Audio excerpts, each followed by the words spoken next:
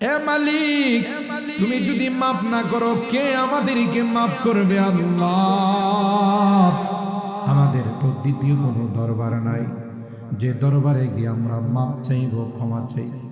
মালিক রে, মেহেরবানি করে আমাদের সকল আর গুনাহ খাতাগুলো মাফ করে দাও। আল্লাহ, এই তাফসীর মাহফিলকে তুমি কবুল করে নাও।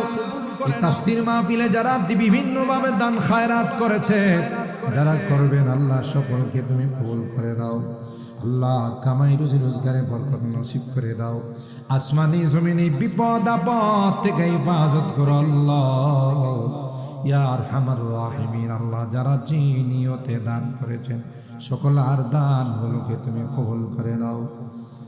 ও রব্বি করিম, আমাদের রোগীদেরকে পরিপূর্ণ শিফা নসিব করে দাও। শিফায়ে কামেলা আজলা দায়েমা